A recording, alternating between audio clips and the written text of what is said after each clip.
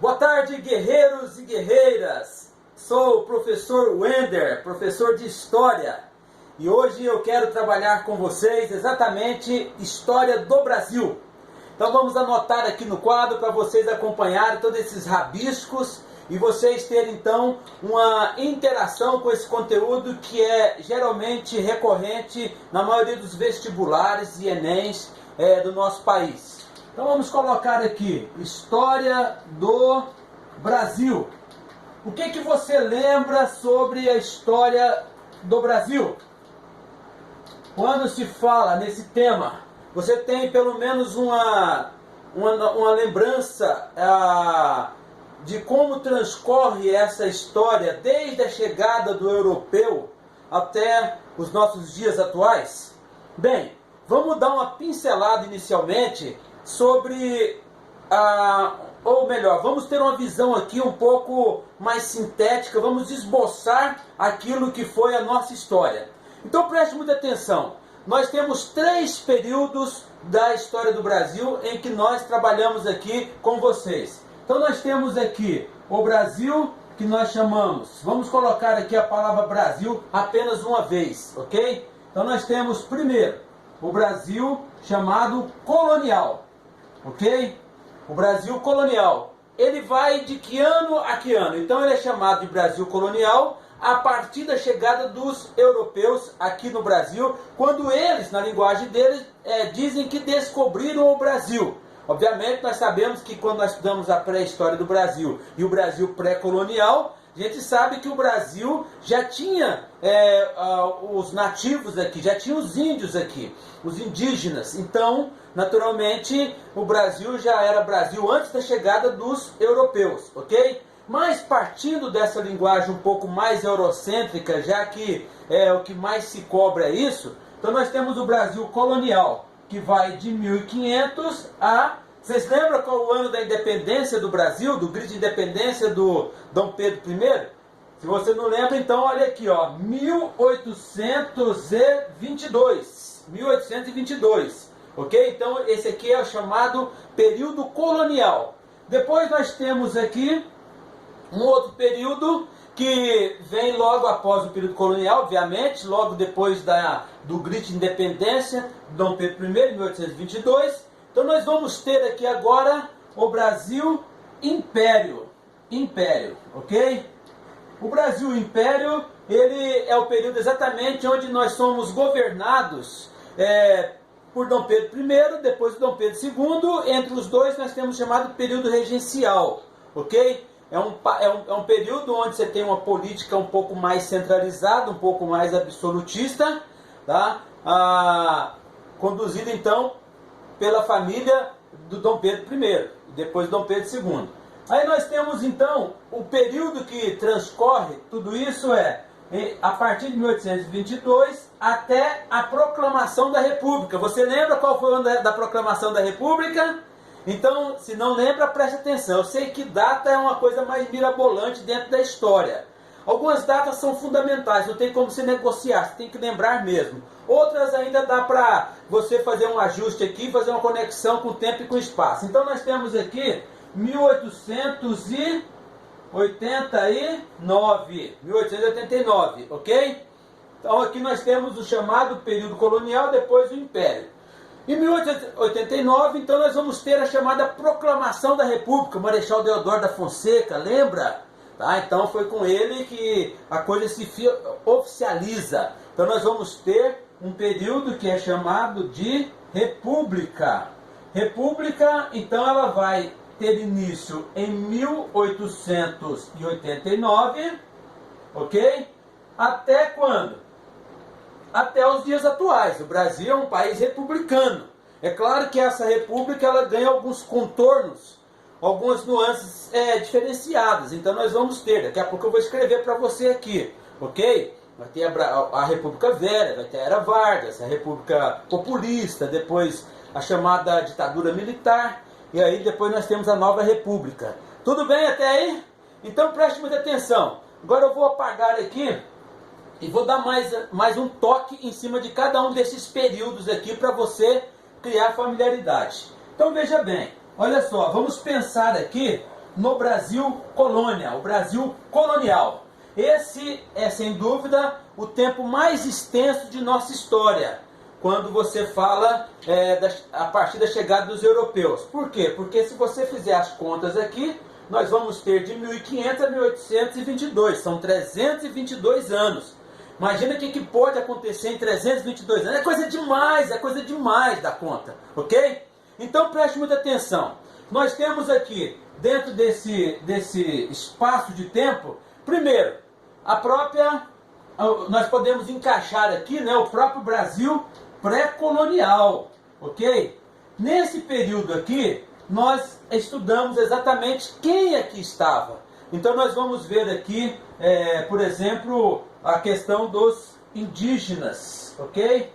Então você vai ter aqui, se estuda muito, né, dentro desse contexto de história do Brasil, se estuda muito os troncos linguísticos, tá? Então você tem aí o Tupi, o Macro G, tá? São troncos linguísticos desses grupos indígenas que habitavam tanto em regiões litorâneas como em regiões planaltinas do Brasil, ok?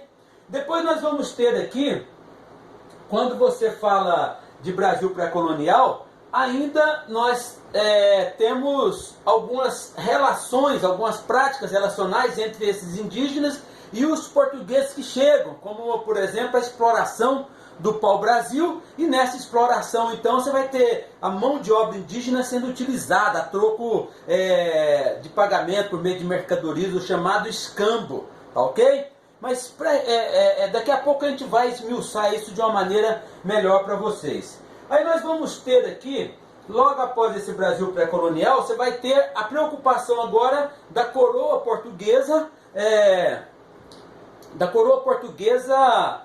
tentando estabelecer políticas de assentamento aqui dentro do Brasil. Lembra vocês que nessa época ainda se falava muito em exploração dentro da Índia, né? A Índia, atual Ásia praticamente. Tá? Então os portugueses nos 30 primeiros anos, ou 35, quase 40 anos, não deram tanta importância para a exploração no Brasil, porque eles estavam ganhando dinheiro lá na Índia. Mas mesmo depois desse período, né, quando começa a se ter uma escassez na exploração dentro da Índia, e começa também a ter as ameaças das invasões aqui dentro do Brasil, nós vamos ter o quê? Nós vamos ter agora um sistema de tentativa de povoamento do Brasil, que são as chamadas capitanias hereditárias. As capitanias hereditárias, ok? Bem, as capitanias hereditárias foi um procedimento da coroa portuguesa, onde ela passava o domínio da terra aqui no Brasil para particulares, para os chamados donatários. Funcionou? Não funcionou, não deu certo. Tá? Então, por conta disso, logo em seguida vem o chamado governos gerais, tá ok? Vem os governos gerais. Olha só, então aqui nós vamos ter Tomé de Souza, nós vamos ter o Mendes Sá, esses camaradas vêm então assumir o controle administrativo, político sobre a colônia portuguesa, tá? Que é chamada agora Brasil, ok? Bem, além disso nós vamos ter algumas situações que vai chamar muita atenção, um fato que vai gerar assim um domínio espanhol sobre Portugal, que é a chamada União Ibérica. Nós estudamos muito a União Ibérica. Lembra vocês aqui que Portugal ficou sem rei. Eu vou explicar melhor isso aqui para vocês, porque eu estou dando uma visão panorâmica aqui. Estou passando um esboço para vocês, para começar a se situar com essa história chamada História do Brasil. Logo após a União Ibérica, nós vamos ter aqui, já podemos misturar com alguma coisa econômica, né? Então nós vamos ter aqui o ciclo do açúcar, o ciclo econômico do açúcar, ok? Bem, lembre vocês que dentro desse comércio do açúcar havia uma relação muito fina entre portugueses e holandeses.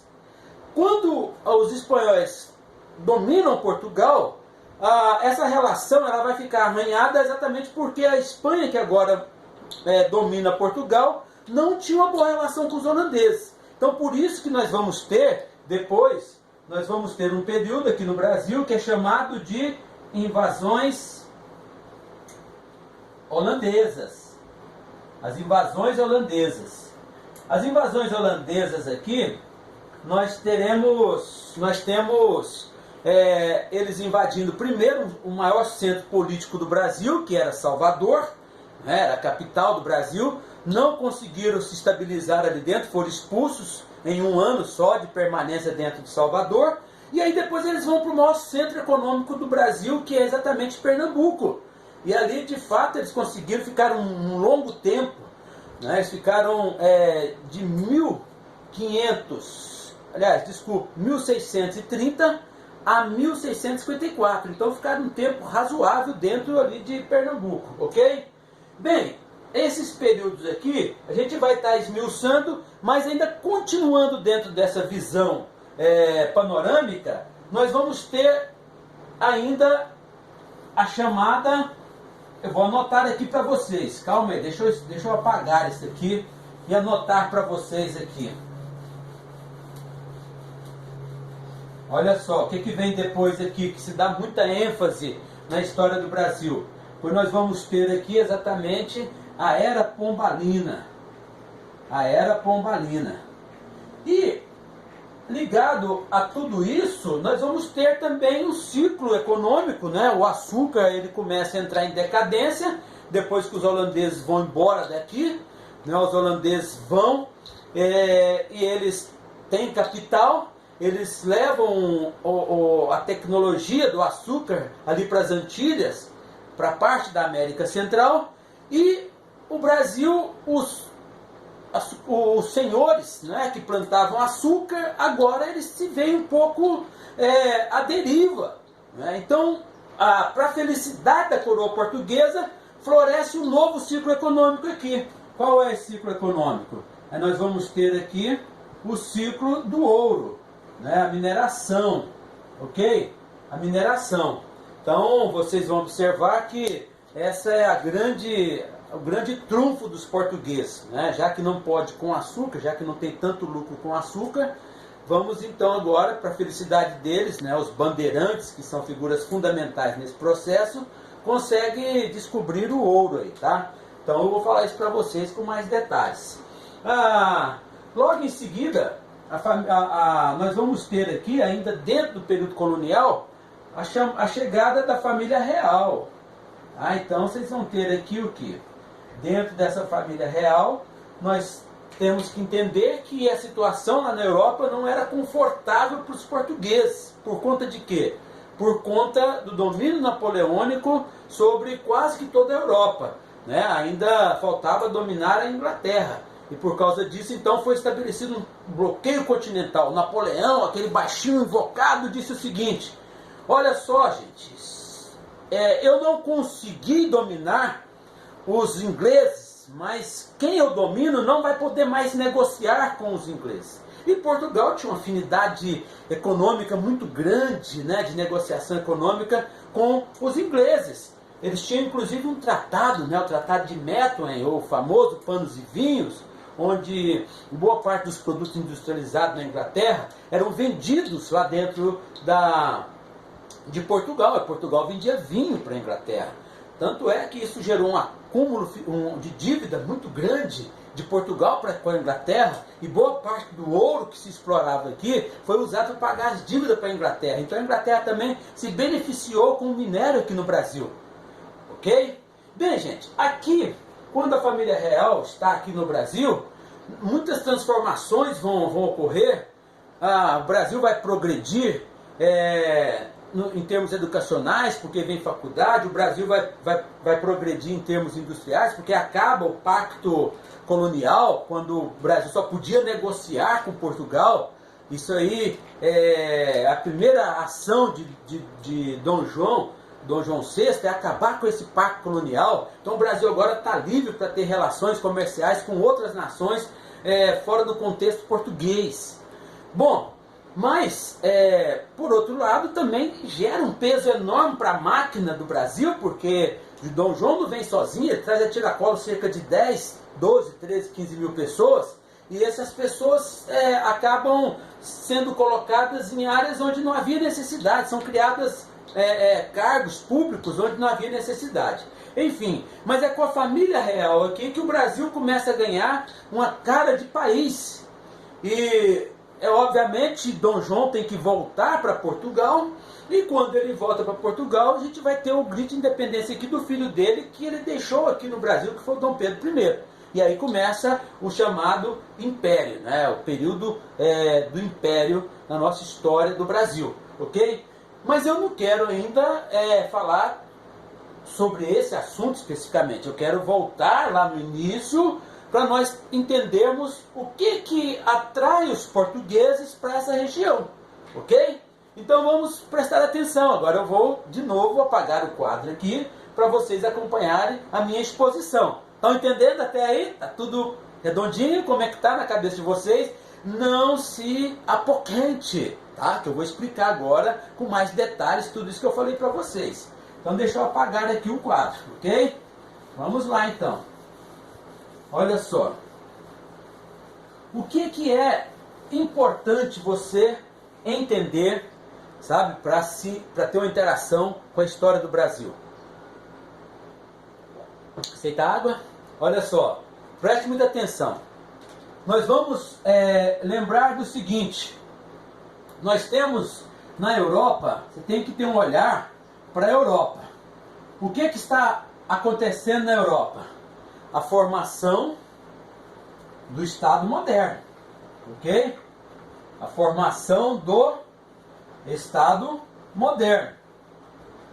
Quando você fala formação do Estado moderno, você está falando daquelas características que a gente estuda muito na filosofia. Um Estado, para ser Estado, ele tem que ter território, ele tem que ter povo, ele tem que ter governo, ele tem que ter imposto, ele tem que ter exército, tem que ter idioma. Isso são características próprias de um Estado, ok?